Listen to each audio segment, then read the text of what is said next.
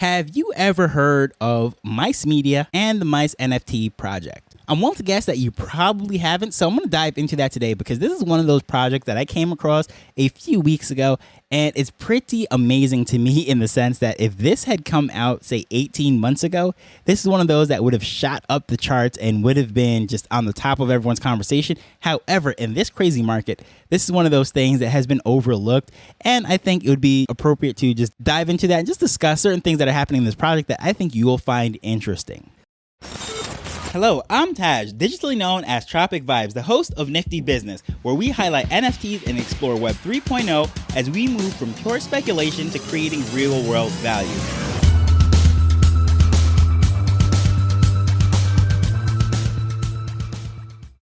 So a few weeks ago, I popped into a space to hear about Mice Media. Wasn't exactly sure what it was. Of course, when I think of media and mice or mouse, I think of Mickey Mouse. So automatically, I think of Disney, this 3D NFT character that sort of looks like a mouse. I don't know, it's Chuck E. Cheese more so than Mickey Mouse.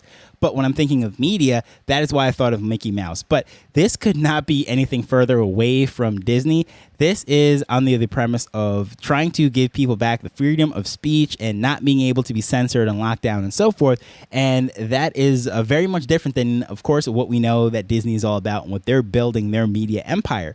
But the premise for this, why this is called Mice Media, which is one of the questions that I had, like, why Mice Media, is because when you have a mouse in the house, okay, it is a little nuisance. But when you have mice, meaning multiple mouses, many mouse equals mice. So then you have a real problem.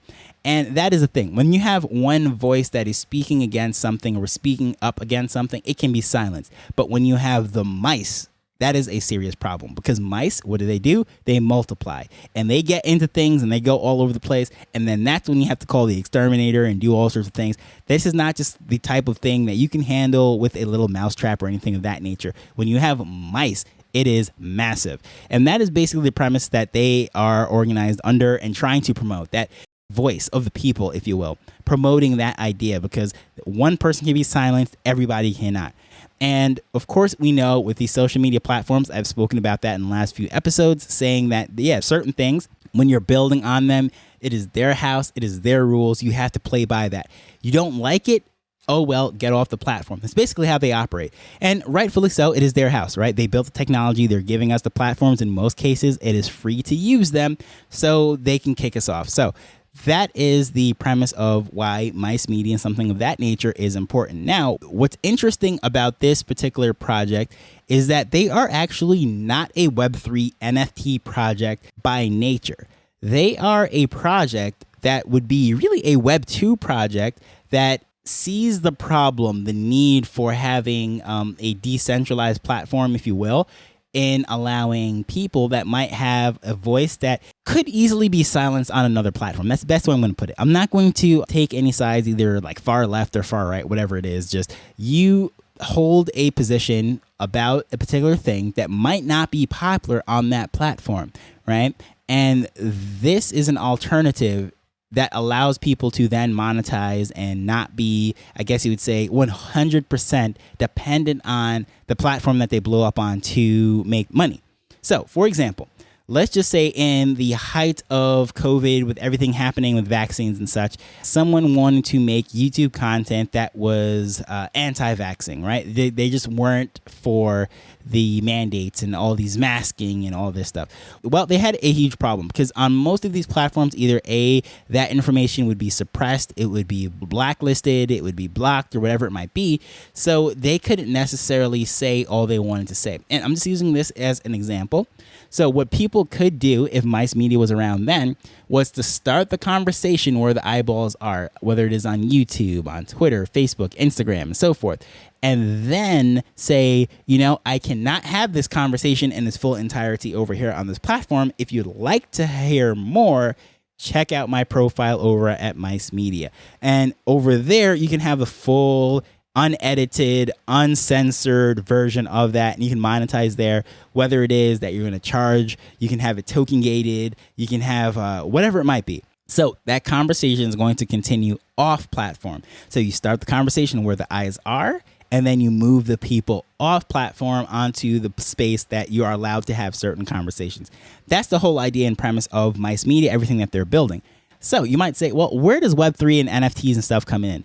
That is where it's very interesting. They're actually building up this platform way before they even had the idea of rolling out a PFP NFT mouse project, or mice project, if you will. And they initially set up with the goal of freedom of speech and not censoring anyone. And then someone approached them, I'm not exactly sure who it was, and says, you know what, this is Web3. This is their values. This is the type of thing that really needs to be decentralized, and you need to look into the blockchain and the spirit that is happening with these NFT projects. These are the things that they value.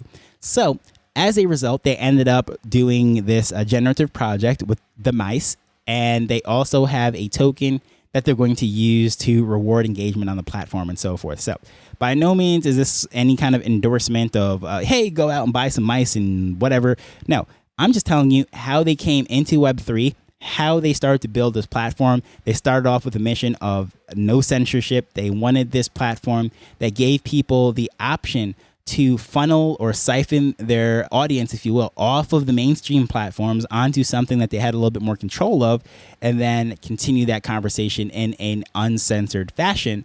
And because that is something that's directly aligned with the Web3 NFT community, then it just made sense to launch the NFT project. So this is not an NFT project that is funding the platform developments for Mice Media. This media platform, if you will, was going to be developed anyways.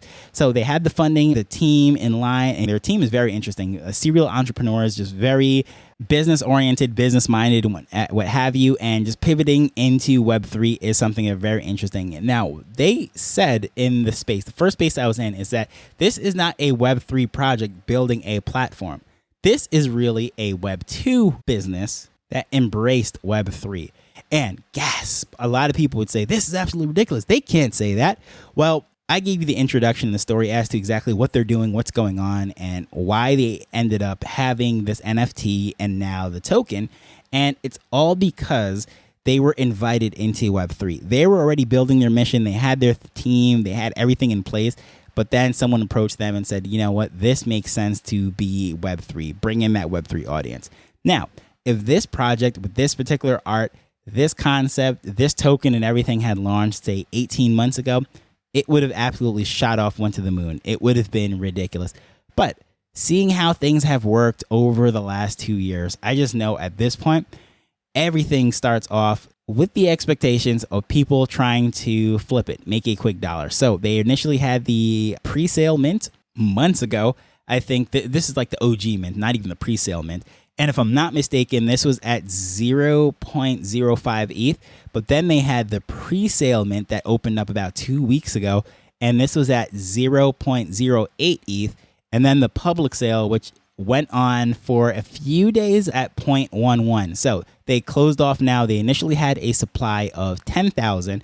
However, they only sold about 4,000 of the 10,000. They said whatever they sell, by that time, the close off was that they would close off the mint and then just move on to building. So you might be saying, well, why would they close off? Again, remember, this is a Web2 project. They have their platform. They're building that media empire, if you will, and they just happen to provide access using the NFT. So they're not focusing on selling NFTs to build out their goal, build out the company. They offered this NFT to the early adopters as a way to get them on board. Of course, with the NFT, you're going to have access to a profile. You're going to be able to use the platform. You're going to be able to get rewards for engagement using that token, which is called cheddar, play on the whole mouse thing. So you have your mouse or your mice, many of them, of course. Then you have your cheddar that's being generated by engaging on the platform and so forth. And they are just building this thing out. They said whoever gets this NFT gets in, it comes in early, cool. If not, well, oh well, we're going to build out our platform either way. That is what we came here to do. And we're going to give people the voice, allow us to be the mice, right? So that is what they did. And of course, I'm just watching, standing back, seeing how the floor price is going and everything, because at this point, I just don't buy anything for full price anymore. And I was looking at it, and there were quite a few that I was like, oh man, that's so cool. I would love to try to get that one. But I just knew I did not want to pay more than a certain figure. I had a number in my head that I said, I do not want to go over this.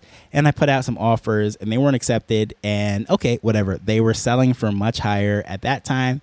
But now the price is creeping down. So now, being a podcaster, someone who creates content, that's why I see the value in this. This is not like the mass appeal everything. And it's not like I'm putting out the most controversial thing anyways. I mean, sure, I'm talking about NFTs. Maybe not the most popular topic it is as it is.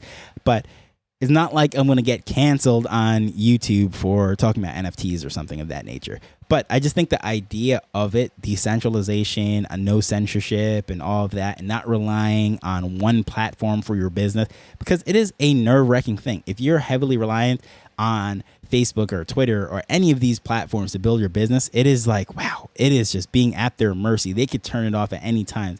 I remember in the late 90s, early 2000s, mid 2000s, I would say, there was this thing called a Google slap. And it's when they changed up their algorithms and everything. And it's like all those people that were depending heavily on Google to make all their money, they weren't able to make money anymore. And anytime that Google changes up their algorithms or their ad platform or anything of that nature, they call it the Google slap, because businesses that were completely reliant on that, they now find that, overnight that their income was turned off. So that is what we don't want. So this whole platform, the idea of having mice media funnel the traffic off of one of those big guys and then go over to this network, and then it can direct you out to anywhere. So it's not like you're trapping you onto this just being another platform saying, hey, come over to Mice Media. No.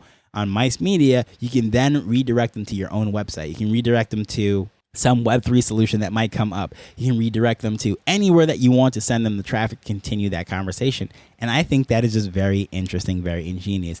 Now, the token, the NFT, all that stuff, like, is it going to be profitable? I have no idea. I just think that the mission is very cool and something worth checking out. So again, I'm not telling you to buy this. I'm telling you to look at this, the solution that they're providing. It is not the most polished platform at the moment. They're literally rolling this out. A lot of the access is token gated, but you can just check it out.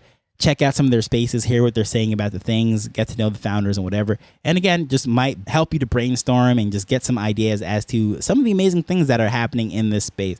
But love to hear your thoughts on all of this. Please feel free to reach out to me at Tropic Vibes as usual. Contact information will be in the show notes. But thank you for listening to this as we're learning and building Web3 together. So until next time, later. The Nifty Business Show is not investment advice. It provides insights and information within the space. As with anything, please do your own research before making a decision whether you're making an investment or a purchase.